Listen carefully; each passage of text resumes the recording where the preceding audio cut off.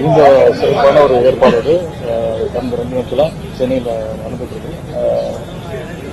பொதுமக்கள் வந்து மிகப்பெரிய ஆதரவு கொடுத்திருக்கிறாங்க. பெருமளவில் வந்து இந்த கார் ரேஸ் போட்டியை வந்து பார்த்துருக்குறாங்க. மகிழ்ச்சியா இருக்கு. சென்னைக்கு ஒரு மிகப்பெரிய ஒரு பெருமை கார் ரேஸ் மூலம் கிடைச்சிருக்குன்னு நான் நம்புறோம்.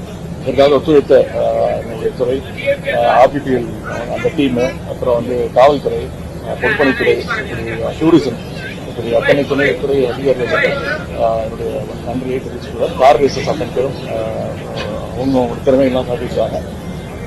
கண்டிப்பா இந்த நிகழ்வு வந்து தமிழ்நாட்டு விளையாட்டுத்துறை வரலாற்று ஒரு சிறந்த இடம் இருக்கு நான் நம்புறேன். நன்றி.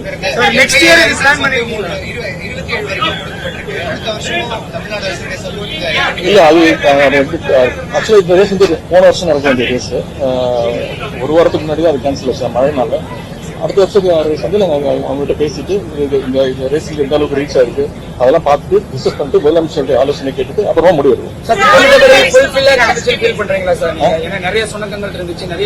அதெல்லாம் ரொம்ப சிறப்பாக நடந்துச்சு. சென்னை பீப்புள், சென்னை மக்கள் வந்து ரொம்ப நிறைய பேர் பார்த்துருக்காங்க. நிறைய பேர் டிக்கெட் கிடைக்காம போய் திரும்பி போயிருக்காங்க. நேற்றான ஒரு 500 பேருக்கு வந்து இலவசமா பார்க்கறதுக்கு வாய்ப்பு கொடுத்தோம். சிறப்பா நடந்து எந்த பிரச்சனையும்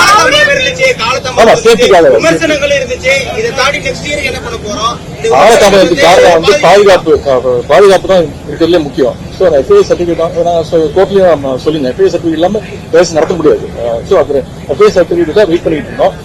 ஃபர்ஸ்ட் டைம் நடக்குது சென்னையில ஒரு விஷயம் புதுசா நடத்தும் போது சின்ன சின்ன பிரச்சனைகள் இருக்கும். இருந்தாலும் இந்த இன்னைக்கு காலையில திட்டமிட்டபடி காலையில 10 மணிக்கு ஆரம்பிச்சு இப்ப இன்னும் ஒரே ஒரு ரேஸ் இருக்கு. இன்னும் 20 நிமிஷத்துல எல்லாமே முடிஞ்சிடும்.